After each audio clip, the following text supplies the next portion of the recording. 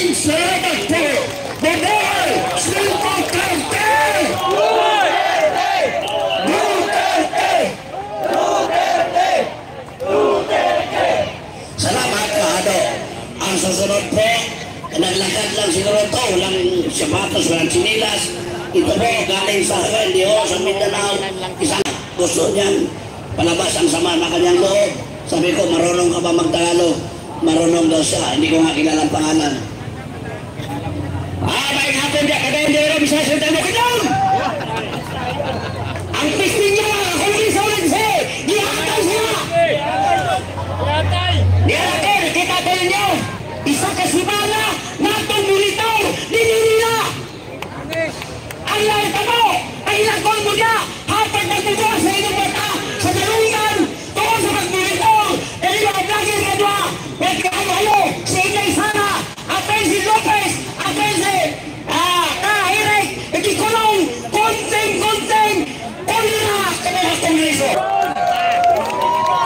Mila ako sa inyo, lima kantay na nilang nung, pagmato ka sa lingkir, nagtindigan na ito, politik, yawa na nilifetala.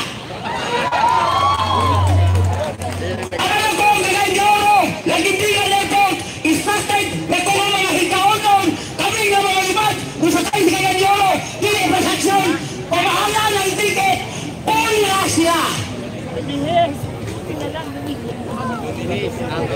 Kaya ako nagkalinis sa tumangan niyo, kahit ka, ayun lang ako nisulti, ipasulti. Kulong siya, 5 minutes lang, pero kami, pagsugat, pagpiso ni Kairek, pagkakontem ni Lopez, andyan na kami, iyak-iyak ka mga babi namin, kami lahat, malungkot, lalo na nagsalita, si Ma'am Sara. Hindi nyo alam dito. Mabuti lang yung dalawang vlogger dito. Yung nag-open kami. Lalo na ito at saka yung matangkad. Oh. Salamat kayo. Yan ako. Bukidnon, Ahideng, Agendioro, Misabi Surintal, Hikaonon Tribes, Tarantig Tribes, Manubo Tribes, lahat tayo, si Marcos, ilisan na nato, ilisaran kita sa Masada, kasalikan kita, pagkatapos ang Kansing Mindanao, wala, bubalik, dito yun sa napong kahit dinitago, o di kalimtan na direct. Basta 5 minutes lang, dapat buhay Manila, Bantara, Northern Mindanao Region, Mindanao kasi 5 minutes lang ako. Salamat, salamat nakita ko nila karon. Nag-aabot tayo ko, isang sa pag, di ko lang kasapyan sa ito. Nag-aabot ko gabi, alas 9 na. Wala ko'y gandaan, kaya kami abutan, kaya kami alauna may ipawat sa pagkarang wala may kagwa. Dahil salamat tayo hapon nun dyan. IPs sa Mindanao, Agaonon Tribe. Ngayon po, ating ibigay yung eksperto sa foreign relations. Ito na, si Mintong Laurie. Magandang gabi po sa inyong lahat. Yung mga nasa taas po diyan, kumuhay po tayo pagka tayo nagkakaisa po dito sa ating laban. Hindi ko makita yung mga nasa likod pero binabati ko rin po kayong lahat. Magandang gabi po sa inyo. Doon sa kanan ko, pakikaway lang para ma-recognize nyo. At malaman namin na nakikinig kayo, no? Thank you. At yung mga nasa likod, magandang gabi po. Alam po ninyo, ako hindi kasi lakas ng boses ko, Martin. Nagpaliwanag po ang ating lumad na kasama. Pero hanga ako sa kanya, sa lakas po ng kanyang commitment. Pero sa ating gawain po, bilang isang tagapagpaliwanag tungkol sa ekonomiya, sa foreign relations, ang pangunahin naisip ko ngayon na ipaliwanag ko sa inyo.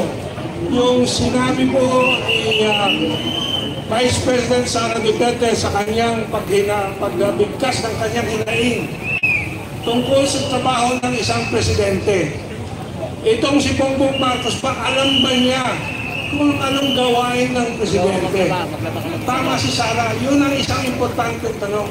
Ano po, dahil hindi alam ni Bongbong Marcos yung kanyang trabaho bilang presidente, nandito tayo at tayo dumadaing sa napakaraming suliranin ng taong bayan. Ano ang unang suliranin ngayong gabi na aking naranasan? Yung traffic. Anong bagong infrastrukturang proyekto ang nakikita nyo sa paligid ninyo sa buong bansa? Wala! Balikan natin yung panahon ni Presidente Duterte. May tulay sa Makati, yung Estrella Pantaleon Bridge. May tulay sa Binondo, Intramuros Binondo Bridge. May bagong tulay po sa Davao, yung Davao Bukana Bridge, no? Yung ating supply ng tubig sa Metro Manila, baka hindi nyo alam, hindi naman nyo siguro nasusubaybayan lahat ng mga proyektong ito. Pero yung mga yan, sinusubaybayan ko. Alam po ninyo, ang supply ng tubig ng Metro Manila para sa 20 milyong mamamayan ng Metro Manila, nagkukulang-kulang na. Tuwing tag-init, maraming lugar walang tubig.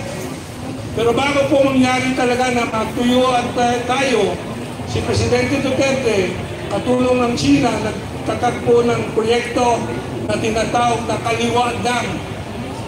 Kaliwa Dam para mag-supply ng karagdagang 6 na milyon litro, 6 na raang milyon, isipin po ninyo, na litro na tubig kada araw sa Metro Manila. So mga proyekto po para maalagaan po ang pangangailangan ng taong bayan, ang gawain po ng isang presidente. Yan ang pangunahin. Siyempre, nandiyan din po, pangalawa, babanggitin ko. Yung pagkain ng taong bayan, may supply ba tayo? Abot kaya ba ng taong bayan ng bigas? Nangako si Bongbong Marcos, alam naman natin lahat, 20 piso na bigas. Ayun po lang, nabasa ko sa isang Facebook. 2 piso nga, 20 piso para makabili ng 1 kilong bigas. So, wala talagang delivery. 2 taon na po siya. Ano pang mga dapat ginagampanan ng isang presidenteng trabaho? Yung pagdadagdag po ng budget para sa edukasyon sa ating lipunan. Alam po ba ninyo, nababawasan ang budget ng ating mga state, university, and colleges ng halos 2%. 20% po. Imbis na edukasyon para sa ating mga kabataan, binabawasan. At napupunta, saan napupunta yung kanilang binabawas? Eh hindi kay tambalos-los sa bulsa ng mga pag-usapan. Irrigation halimbawa, noong panahon ni Presidente Duterte, ang isang unang ginawa po niya, tinanggal niya yung singil sa irrigation water para ang ating mga kabukiran po ay mas masagana po ang paglago ng mga tanim. Irrigation, alam natin, napaka-basic po yan. Kaya po yung ating production ng bigas po ay naglulumpasay ngayon. Dahil dinaling po nitong si Bongbong Marcos ang singil sa irrigation. So, yan ang mga trabaho po ng Presidente na hindi po natin nakikita. Ang nakikita po natin, taon-taon, nagpupunta si Bongbong Marcos sa Singapore at nanonood ng karera ng kotse. Ang tawag doon sa F1 races. Mas alam na ninyo sa akin, F1 races.